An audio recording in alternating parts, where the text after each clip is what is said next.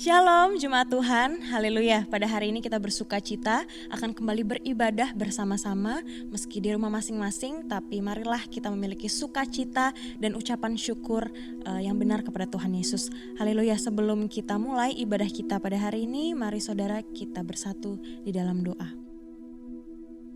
Bapa yang baik, pada hari ini kami kembali datang mengucap syukur kepada Engkau Tuhan Yesus Kristus buat setiap kebaikan Tuhan yang sudah kami terima sepanjang minggu ini, sepanjang hari ini Tuhan.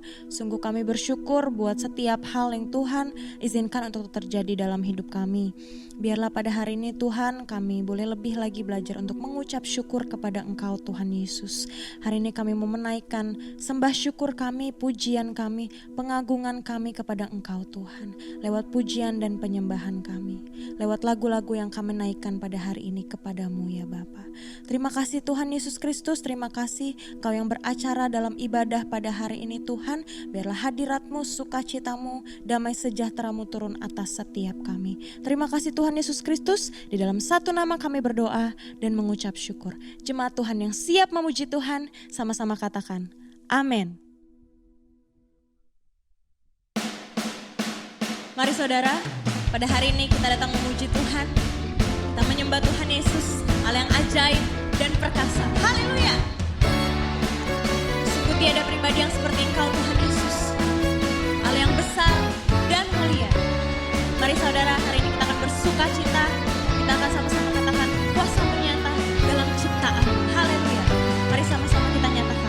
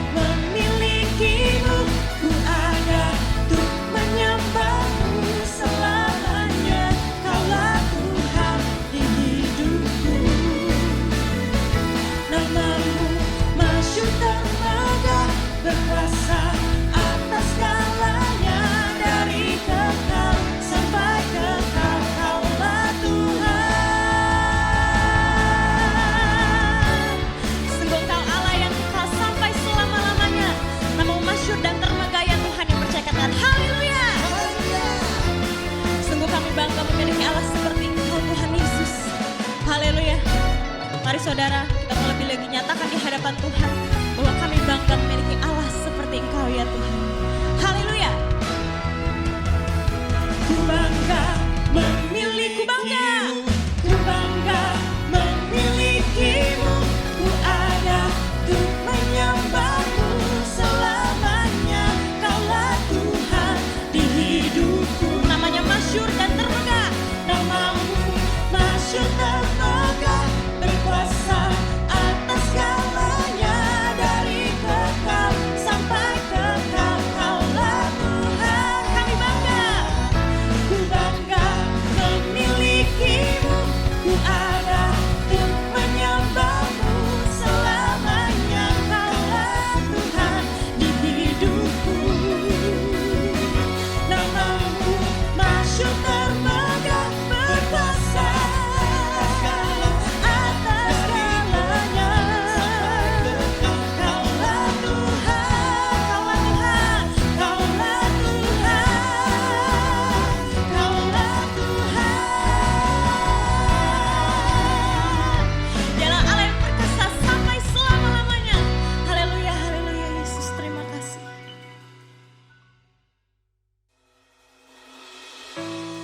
Mari lebih lagi memuji Tuhan saudara, sebab Dia adalah satu-satunya kekuatan dalam hidup kita. Haleluya. Kita mau lebih lagi memuji Tuhan. Kita bersorakan haleluya. Yesus, Kau kekuatan di hidupku, takkan gentar langkahku. Kau angkat tanganku di saat ku jatuh, Kaulah sumber kuatku. Lembah yang gelap kan ku lewati, sebab Engkau sertaku. Dengan imanku ku diselamatkan oleh kuasa Yesusku. Ku angkat tanganku, ku sorakan haleluya. Namamu berkuasa, surga bumi nyatakan. Ku angkat tanganku, nyatakan Kau hebat, Allah yang perkasa, kuasa selamanya. Oh,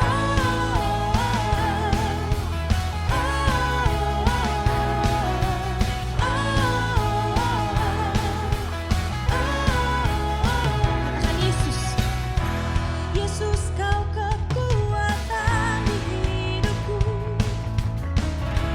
takkan gentar langkahku.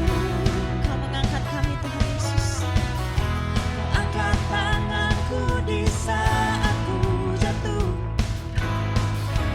Kaulah sumber kuatku. Lembah yang gelap kan ku lewati, sebab Engkau beserta dengan kami, sebab Engkau sertaku. Dengan imanku ku diselamatkan oleh kuasa Yesusku. Ku angkat tanganku, ku sorakan haleluya. Namamu berkuasa, surga bumi nyatakan. Ku angkat tanganku, nyatakan Kau hebat, Allah yang perkasa, berkuasa selamanya. Oh,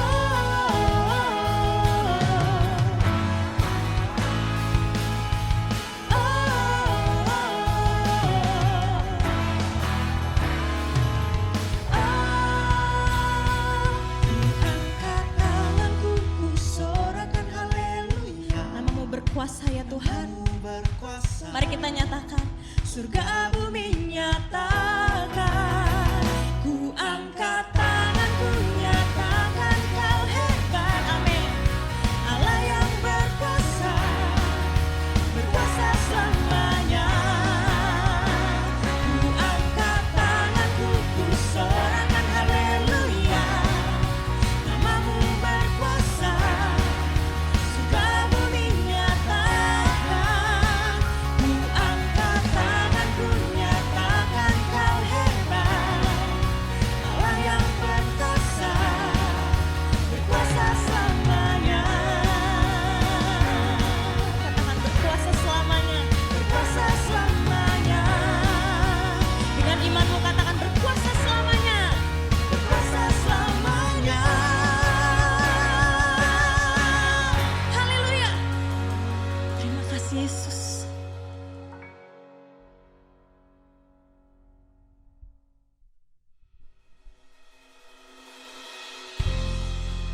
Marilah jemaat Tuhan, pada hari ini kita sama-sama siapkan hati kita untuk mendengarkan firman Tuhan.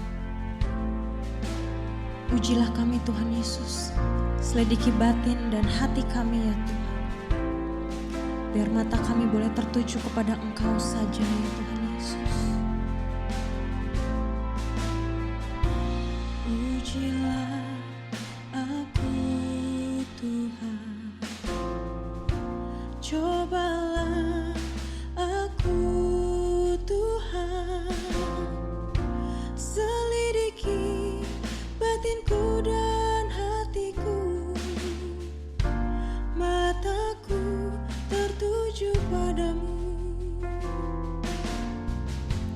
Aku cinta padamu Tuhan, aku rindu hadirat-Mu Tuhan. Aku ingin selalu dekat padamu, menikmati kehadiran-Mu. Ku nyanyi Hosana bagi Rajaku yang duduk di tahta. Aku muliakan dan ku agungkan, Kau layak disembah. Ujilah kami Tuhan Yesus, selidiki hati kami Tuhan. Oh Yesus. Hari jemaat Tuhan, kita nyanyikan pujian ini. Ujilah aku Tuhan. Ujilah aku Tuhan, cobalah aku Tuhan, selidiki batinku dan hatiku, mataku tertuju padamu. Aku cinta padamu Tuhan, aku rindu hadirat-Mu Tuhan. Aku ingin selalu dekat padamu, menikmati kehadiran-Mu. Kau nyanyi Hosana, ku nyanyi Hosana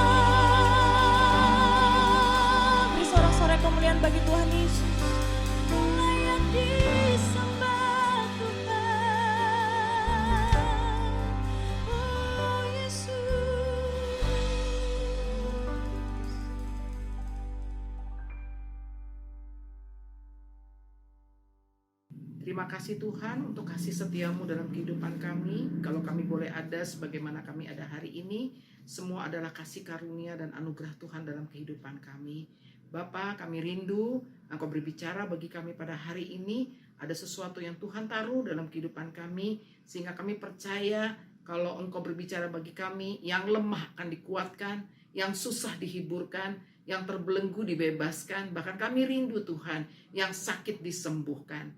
Terima kasih Bapa, kami sungguh mohon anugerah Tuhan dalam kehidupan kami, sehingga firman Tuhan hari ini boleh memberkati setiap kami. Di dalam nama Tuhan Yesus Kristus kami sudah berdoa dan mengucap syukur. Amin. Shalom Bapak Ibu yang dikasihi oleh Tuhan, senang sekali kita bisa bertemu pada hari ini. Dan saat ini saya rindu mau sharing tentang bermegah di dalam Kristus. Mari kita buka 2 Korintus 1 ayat yang ke-12. Firman Tuhan demikian. 2 Korintus pasal yang pertama ayat 12 sampai dengan ayat yang ke-14. Mari kita baca. Perubahan di dalam rencana Paulus. Inilah yang kami megahkan, yaitu bahwa suara hati kami memberi kesaksian kepada kami bahwa hidup kami di dunia ini, khususnya dalam hubungan kami dengan kamu, dikuasai oleh ketulusan dan kemurnian. Dan Allah dari Allah, bukan oleh hikmat duniawi, tetapi oleh kekuatan kasih karunia Allah.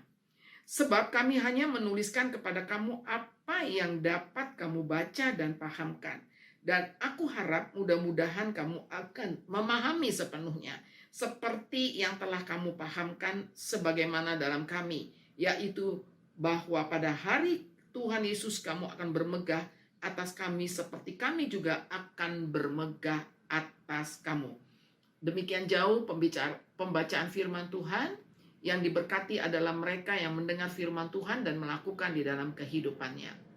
Bapak Ibu yang dikasihi oleh Tuhan, kita akan melihat bagaimana Rasul Paulus di dalam 2 Korintus, ketika latar belakang daripada 2 Korintus ini adalah di mana jemaat di Korintus ini didirikan pada perjalanan misi Paulus yang kedua. Jadi ketika dalam perjalanan misi Paulus yang kedua, maka jemaat di Korintus ini didirikan. Tetapi di dalam pelayanan, masalah itu pasti terjadi ya. Jadi ada banyak masalah di jemaat Korintus. Kenapa? Karena ada para penentang di Korintus yang menyerang pribadi dan wewenang rasuli daripada Rasul Paulus. Jadi mereka mulai meragukan kerasulan daripada Rasul Paulus dan mau membujuk jemaat agar menolak Paulus. Latar belakangnya seperti itu. Jadi bagaimana keadaan Paulus mengalami satu keadaan di mana ketika dia sungguh-sungguh melayani Tuhan, dia sungguh-sungguh memberitakan firman Tuhan, tetapi ada tantangan, ada seperti penolakan dari jemaat yang ada waktu itu. Nah, tetapi kita lihat Paulus meresponi apa yang terjadi di dalam jemaat di Korintus ini dengan sesuatu sikap yang luar biasa. Karena itu dia menuliskan laporan tersebut dan menuliskannya di dalam 2 Korintus. Yang kita lihat bahwa bagaimana ini adalah sesuatu yang menjadi berkat buat kita. Seperti keadaan seperti ini, pasti kita banyak mengalami yang namanya tantangan. Tetapi bagaimana kita bisa meresponi setiap tantangan yang terjadi di dalam kehidupan kita, itu yang menentukan kemenangan di dalam kehidupan kita. Jangan menjadi orang yang reaktif ya. Orang yang reaktif itu langsung memberikan tanggapan, itu namanya reaktif. Misalnya ya, orang yang reaktif itu begitu ada persoalan dalam rumah tangga, dalam hubungan suami istri, mungkin sang istri langsung berkata, udah cerai aja cerai. Nah itu reaktif. Tetapi kalau itu yang kita lakukan, sering sekali kita mengalami pergumulan kita bukannya semakin menemukan jalan keluar, tetapi justru pergumulan kita semakin besar. Tetapi bagaimana kita diajar untuk memiliki satu respon yang benar, itulah yang namanya kita belajar responsif, bukan reaktif. Orang yang bisa berespon dengan benar itu namanya responsif. Dia mulai melihat dari beberapa sisi, berdoa, memikirkan segala sesuatu, baru dia berespon. Itu namanya responsif. Ini yang saya lihat di dalam kehidupan Rasul Paulus. Bahwa ketika dia menghadapi tantangan dalam perjalanan pelayanannya, dia belajar untuk tidak reaktif, tetapi belajar untuk responsif. Nah, ini yang luar biasa. Nah, karena itu kita lihat di sini, inilah yang kami megahkan, ya. Ini yang kami megahkan. Jadi, kalau kita lihat kata megah di sini, apa yang menjadi kebanggaan kita? Ya, apa yang menjadi kebanggaan kita? Biasanya yang menjadi kebanggaan kita adalah sesuatu yang berharga, sesuatu yang menyenangkan di dalam kehidupan kita, ya. Tetapi yang luar biasa di dalam firman Tuhan yang akan kita renungkan ini adalah yang dimegahkan Rasul Paulus, yaitu bahwa suara hati kami memberi kesaksian kepada kami bahwa hidup kami di dunia ini, khususnya dalam hubungan kami dengan kamu, dikuasai oleh ketulusan dan kemurnian. Nah, dikuasai oleh ketulusan dan kemurnian. Nah, bagaimana kita melihat ketika ada serangan di dalam hidup kita, ketika kita menghadapi tantangan, ketika kita menghadapi hal yang kita tidak suka di dalam kehidupan kita, mungkin kita sering sekali tidak bisa melihat hal-hal indah yang ada di dalam masalah yang terjadi waktu kita mengalami masalah itu. Tetapi yang indah adalah di sini bahwa yang dimegahkan oleh Rasul Paulus adalah karena apa? Hubungan yang ada antara Rasul Paulus dan jemaat yang ada di Korintus, walaupun saat itu jemaat waktu itu ada beberapa yang menolak dia, jemaat ada yang beresponsif dengan negatif, artinya reaktif, berespon dengan negatif itu reaktif. Tetapi Rasul Paulus tetap berkata, saya ini melihat di dalam hubungan kita dengan kamu, dalam hubungan ini saya meyakini apa yang ada di dalam diri saya, yang menguasai diri saya adalah ketulusan dan kemurnian. Nah, betapa pentingnya ya tulus dan murni itu di dalam kehidupan kita. Ya, artinya Tuhan mau kita memiliki ketulusan. Ya, kita coba bahas ya. Apa itu tulus? Tulus itu ikhlas, jujur, lurus hati. Kalau murni itu suci, bersih, tulen, ya, tidak ada noda, itu murni. Ya, jadi murni, jadi bersih masih beda dengan murni. Ya, bisa saja bersih tapi belum tentu murni. Saya kasih contoh. Saya punya air putih, ya, bersih, tidak ada kotoran. Tetapi siapa yang bisa menentukan bahwa air ini murni H2O? Untuk menentukan air ini murni H2O, kita mesti cek di lab. Ya, kita mesti cek di lab apakah ada kontaminasi dan lain sebagainya seperti itu. Nah, kalau saya kasih misalnya di sini sedikit garam, sedikit aja garam dan saya aduk, kan tetap putih, bersih. Tetapi apakah itu masih murni? Tidak, dia udah tidak murni lagi. Nah, jadi saya belajar ya, tulus dan murni itu sesuatu yang kita bisa cek diri kita sendiri. Itu bagian dari diri kita yang kita bisa lakukan untuk kita cek diri kita sendiri. Ya, jadi ini hanya bisa ditentukan ini murni kalau kita cek. Jadi diuji ya, diuji. Jadi ujilah aku Tuhan. Nah, seperti itu ya. Jadi uji aku Tuhan, apakah aku mengalami satu deviasi di dalam hidup ini? Apakah hidup aku sudah gak tulus? Apakah hidup aku udah gak murni lagi? Ada sesuatu yang menguasai, ada udang di balik batu di dalam kehidupan kita. Nah, yang dibanggakan Rasul Paulus untuk jemaat yang saat itu kondisinya tidak semua sepakat dengan apa yang Rasul Paulus lakukan, tetapi dia berkata, jujur, hubungan kami dengan kamu, hubungan saya dengan jemaat yang ada di Korintus, Hubungan ini dikuasai oleh ketulusan dan kemurnian. Nah, ini sesuatu yang sangat luar biasa di dalam kehidupan kita. Bagaimana tulus dan murni itu harus ada di dalam kehidupan kita. Saya sangat senang sekali karena kalau tulus itu, murni itu, ya, tidak ada kontaminasi, ya. Jadi itu benar-benar tidak ada udang di balik batu. Semuanya hanya fokus sama Tuhan. Tidak ada pemikiran negatif, ya. Sering hati kita kan dikuasai oleh pikiran-pikiran negatif, hati kita dikuasai oleh emosi negatif, pikiran kita dikuasai oleh pikiran-pikiran negatif dalam kehidupan kita, sehingga sering sekali itu mengkontaminasi kehidupan di dalam diri kita. Nah, mungkin dalam ilmu fisika atau matematika ada yang namanya sudut deviasi. Ya, sudut deviasi itu sudut penyimpangan. Kalau mungkin arahnya harusnya ke atas, tetapi ketika dari titik ini ada bergeser sedikit aja, mungkin 2 derajat, ya, hanya 2. Tetapi kalau ini dibiarkan makin lama, maka terjadi sudut deviasi yang semakin besar. Nah, itu makanya pemazmur berkata, mari kita lihat, saya senang dengan ayat ini, ya. Ada di dalam Mazmur pasal yang ke-11 ayat yang ke-5. Mazmur pasal yang ke-11 ayat yang ke-5. Firman Tuhan ini berkata, Tuhan menguji orang benar dan orang fasik, dan Ia membenci orang yang mencintai kekerasan. Tuhan menguji orang benar dan orang fasik. Berarti bukan hanya orang yang gak benar yang harus menguji dirinya, tetapi orang benar pun, kita yang sudah hidup benar di hadapan Tuhan, kita masih sering harus berkata, ujilah aku Tuhan.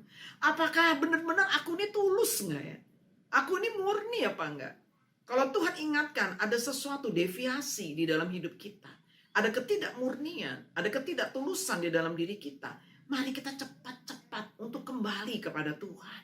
Untuk berkata, ampuni aku Tuhan. Kalau mungkin tadi perkataan saya mungkin agak sedikit ingin membalas dendam dengan orang yang sedikit melukai hati saya, ya. Jadi mungkin apa yang saya lakukan ini nggak murni, ya Tuhan. Nah, seperti itu. Jadi ujilah aku Tuhan. Dan yang luar biasa dari Mazmur 11 ayat yang ke-5 ini, karena Tuhan itu membenci orang yang mencintai kekerasan.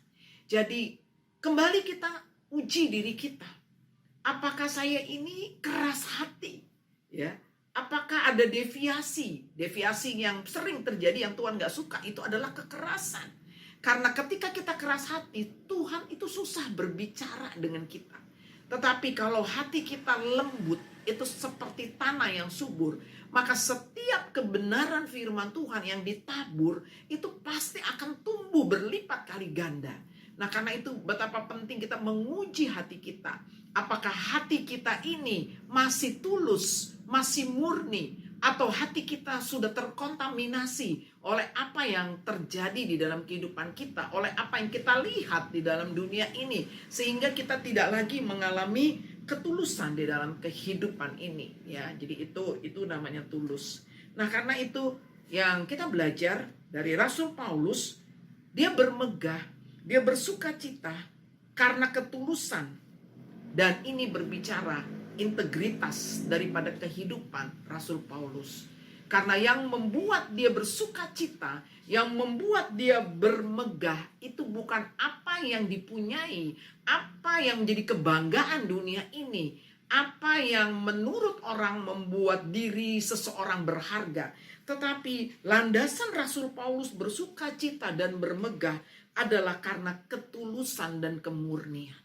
Ini berbicara integritas di dalam kehidupan kita. Integritas itu apa yang saya lakukan, itulah hidup saya. Tidak ada kepalsuan, tidak ada kemunafikan. Kalau saya gagal, saya katakan saya gagal Tuhan. Tapi saya mau remedial. Nah, kalau anak-anak sekolah ya, nilainya nggak bagus, dikasih kesempatan untuk remedial. Kalau mungkin kita juga ada kegagalan dalam kehidupan kita, ada hal yang tidak berkenan dilakukan dalam kehidupan kita, ketika kita menguji hati kita, oh iya Tuhan saya salah, dan kita berkata Tuhan saya siap untuk remedial, saya siap Tuhan untuk dites lagi supaya saya bisa lulus, saya bisa naik ya, naik tingkat untuk ke level yang berikutnya. Jadi benar-benar ya, yang menjadi kebanggaan kita tuh apa? Kalau kita cek diri kita sekarang, apa sih yang menjadi kebanggaan saya? Apa sih yang menjadi sesuatu yang berharga di dalam diri saya? Rasul Paulus bersukacita dan bermegah karena dia mendapati hubungan yang dia lakukan kepada orang-orang yang tidak menyukai dia itu dalam ketulusan. Tidak, orang yang kalau hidup di dalam ketulusan tidak ada niat untuk balas dendam. Orang yang hidup di dalam ketulusan dan memiliki integritas tidak akan mau menang sendiri. Orang yang hidup di dalam ketulusan dan memiliki integritas akan mencerminkan kehidupan Kristus di dalam dirinya. 1 Korintus 1 ayat 31 dikatakan di sini, tetapi barang siapa bermegah, hendaklah ia bermegah di dalam Tuhan. Paulus kembali juga menuliskan hal ini dan diulang kembali di dalam 2 Korintus 10 ayat 17 ya. 2 Korintus 10 ayat 17. Barang siapa hendak bermegah, baiklah ia bermegah di dalam Tuhan. Dan secara khusus bermegah karena apa? Kalau kita cek hubungan kita itu tulus dan murni. Nah, karena itu bagaimana hubungan kita dengan sesama kita? Bagaimana hubungan kita dengan Tuhan? Apakah hubungan kita sudah dalam posisi yang benar di hadapan Tuhan? Ya, ada orang yang mencari Tuhan, yang dia cari bukan sumber berkatnya, tetapi berkatnya. Nah, itu yang belum benar, itu belum tulus. Yang dicari mujizatnya, bukan sumber mujizatnya. Ya, tetapi Tuhan berkata, aku menanti-nantikan Tuhan. Orang yang menanti-nantikan Tuhan akan mendapatkan kekuatan baru. Orang yang mencari Tuhan akan mendapatkan kekuatan baru. Bukan menanti-nantikan jawaban doa. Bukan menanti-nantikan mujizat. Bukan menantikan berkat. Tetapi yang kita cari adalah Tuhan. Ketika kita tulus dengan Tuhan, ketika kita murni dengan Tuhan, sungguh-sungguh mengikut Tuhan, kita tulus, memberikan persembahan juga dengan tulus. Ya, itu termasuk ya kehidupan kita. Kita murni, kita datang kepada Tuhan, murni hati. Nggak ada menyimpan kepahitan, nggak ada menyimpan dendam. Karena bagian firman Tuhan lain, kalau kau bawa persembahan dan di dalam hatimu masih ada yang belum kau bereskan dengan seseorang, tinggalkan persembahan itu dan pergilah berdamai dulu dengan orang itu. Nah, ini berbicara ketulusan, kemurnian. Datang kepada Tuhan dengan hati yang tulus, dengan hati yang murni. Maka saya percaya kalau hubungan kita sungguh-sungguh mencari Tuhan dengan hati yang tulus, dengan hati yang murni, maka kita juga bisa berkata seperti Rasul Paulus berkata bahwa kebanggaannya, kemegahannya adalah ketika dia bersukacita karena apa? Hubungan yang ada itu adalah ketulusan dan kemurnian di dalam kehidupan kita.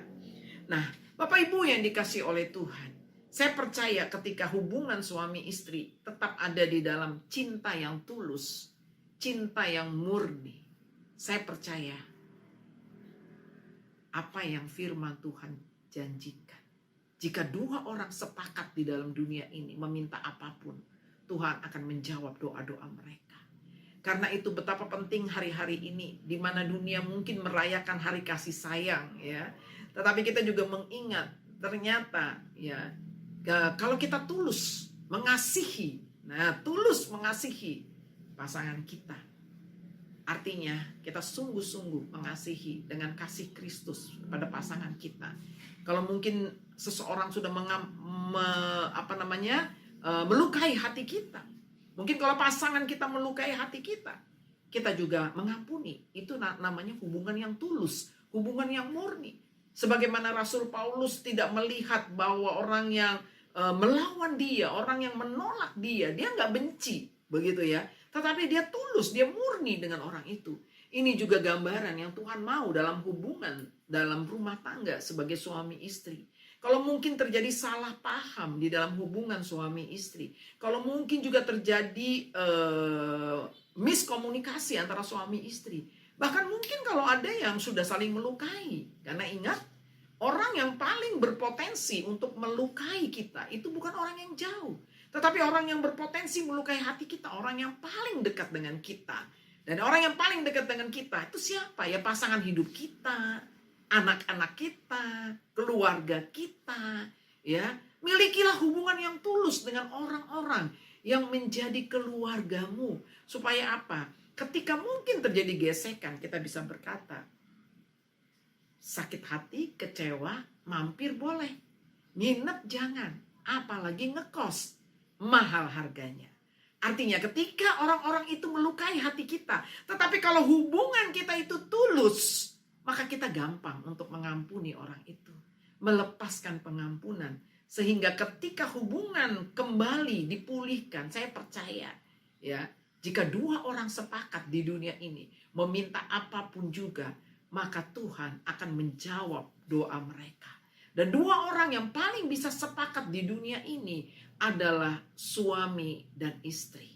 Ketika suami istri bisa sepakat di dunia ini, memiliki hubungan yang tulus, memiliki hubungan yang murni, bisa saling mengampuni, bisa saling menerima, maka saya percaya mereka, apapun pergumulan mereka, apapun doa mereka, Tuhan sanggup untuk menjawab doa-doa kita. Nah, karena itu, mari kasihilah ya. Kasihilah sesamamu manusia seperti dirimu sendiri. Ini berbicara hubungan yang tulus. Nah, mengasihi sesama manusia seperti dirimu sendiri. Membangun hubungan yang tulus di antara orang-orang yang ada di sekitar kita. Tetapi ingat, ketika firman Allah berkata, kasihilah sesamamu manusia seperti dirimu sendiri. Sebelum kita memiliki hubungan dan mengasihi orang-orang yang ada di sekitar kita, Tuhan berkata, kasihilah sesamamu manusia seperti dirimu sendiri. Berarti mana yang lebih dulu? Mengasihi sesama manusia atau mengasihi diri sendiri? Tentunya yang lebih dulu adalah seperti mengasihi dirimu sendiri. Berarti saya akan bisa memiliki hubungan yang murni. Saya bisa mengasihi dengan tulus siapapun yang ada dalam kehidupan saya, setelah saya bisa mengasihi diri saya sendiri. Apa itu artinya mengasihi diri sendiri? Berbeda dengan mengasihani. Kalau mengasihani itu egois, kepingin dirinya yang paling menonjol, dirinya yang paling diperhatiin, dirinya harus yang paling dulu. Nah, itu mengasihani. Ya, tetapi kalau mengasihi diri sendiri, artinya di dalam kehidupan saya menerima apapun yang terjadi di dalam kehidupan saya. Saya mengasihi diri saya sendiri, saya menerima diri saya apa adanya di dalam kehidupan saya, dan saya percaya diri saya ini berharga di mata Tuhan. Karena itu saya menghargai diri saya. Saya mengasihi diri saya. Karena Tuhan berkata, engkau berharga di mataku dan mulia. Jadi terlebih dulu kita harus mengasihi diri kita sendiri.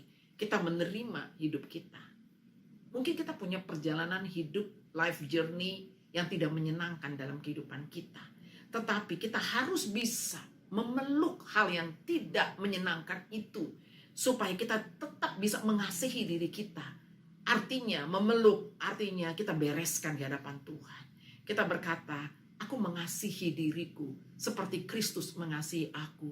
Maka aku menerima, aku bereskan apapun yang terjadi di dalam kehidupan aku. Sehingga saya memiliki hubungan yang baik, artinya saya menerima diri saya sebagaimana adanya, supaya saya memiliki hubungan yang baik dengan orang. Jadi kalau orang bisa mengasihi dirinya, maka dia juga bisa mengasihi orang lain. Kalau seorang belum bisa mengasihi dirinya, belum bisa menerima dirinya, belum tulus dengan dirinya sendiri, ada orang yang membenci dirinya dan berkata, kenapa saya harus lahir ke dunia? Kenapa saya mengalami masalah ini? Kenapa saya harus begini? Kenapa saya memiliki kedua orang tua yang seperti ini? Kenapa jalan hidup saya seperti ini? Itu orang yang belum bisa mengasihi dirinya, yang belum bisa menerima dirinya. Orang yang belum bisa menerima dirinya, maka dia sangat sulit untuk bisa menerima orang lain, untuk bisa mengasihi orang lain. Tetapi ketika saya bisa menerima diri saya bisa mengasihi diri saya bisa memeluk masa lalu saya. Mungkin dalam perjalanan hidup ada yang tidak menyenangkan dalam hidup ini. Tetapi ketika saya memeluknya di dalam tangan Tuhan, maka saya percaya masa lalu yang tidak baik itu diubah oleh Tuhan, dipulihkan, diubah menjadi satu berkat yang luar biasa. Karena Allah turut bekerja di dalam segala sesuatu untuk mendatangkan kebaikan bagi setiap orang yang mengasihi Dia. Mari milikilah hubungan yang murni dan tulus, ya. Jadi itulah yang menjadi dasar kemegahan kita. Hubungan yang murni dan tulus dengan Tuhan. Dan saya pun menerima diri saya dengan ada apa adanya. Dan saya juga akan memiliki hubungan yang murni dan tulus dengan orang-orang yang ada di sekitar saya. Saya rindu ini terjadi di tengah-tengah keluarga.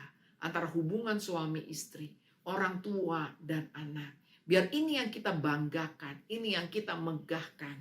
Karena kita nggak tahu apa yang terjadi ke depan ini.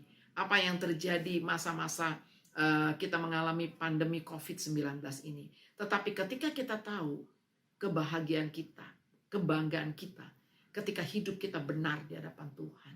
Hidup kita murni dan tulus di hadapan Tuhan. Maka saya percaya itulah yang menjadi kekuatan bagi setiap kita. Sehingga hidup kita akan mengalami kemenangan demi kemenangan. Dan biarlah setiap kita boleh memiliki hubungan yang tulus dan murni dengan Tuhan, dengan sesama kita. Maka kita akan melihat janji-janji Allah semakin akan digenapi. Jika dua orang sepakat di dunia ini meminta apapun juga, maka doa mereka akan dikabulkan. Dan Mazmur 133, ketika kita hidup rukun bersama-sama, maka Tuhan akan memerintahkan, kesitulah berkat Tuhan akan diperintahkan. Ketika kita memiliki hubungan yang tulus dan murni bersama semua anggota keluarga kita, maka Tuhan akan memberkati kehidupan kita. Amin. Mari kita berdoa. Terima kasih Bapa. Karena kami tahu ketika kami bermegah karena kami memiliki hubungan yang tulus dan murni. Kami berdoa ya Tuhan, supaya kami semua menguji hati kami. Apakah di dalam kehidupan kami ada kotoran-kotoran yang perlu dibereskan.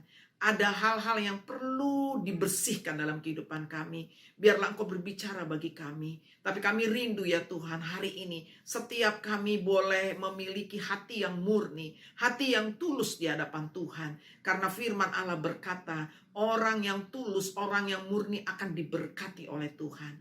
Aku berdoa ya Tuhan. Karena Tuhan berkata Tuhan benci kekerasan. Biarlah setiap kekerasan yang menghalangi kami untuk memiliki hati yang tulus dan murni. Pada hari ini Tuhan, Engkau sendiri yang berurusan dengan kami. Sehingga kami bisa menghancurkan setiap kekerasan hati kami. Dan kami akan dilembutkan oleh Tuhan. Sehingga kami boleh mengikuti apa yang menjadi kehendak Tuhan di dalam kehidupan kami. Terima kasih Bapa, aku berdoa untuk setiap kami ya Tuhan. Biar Tuhan menolong setiap kami buat tiap keluarga boleh mengalami pemulihan di dalam kehidupan, dalam hubungan. Terima kasih ya Bapak. Setiap keluarga-keluarga boleh mengalami lawatan Tuhan. Di dalam nama Tuhan Yesus Kristus, kami sudah berdoa dan mengucap syukur. Amin. Mari kita akan angkat tangan kita, buka hati kita. Terima kasih Tuhan Yesus. Kiranya berkat yang melimpah-limpah dari Allah Bapa kita di dalam nama Anaknya yang tunggal,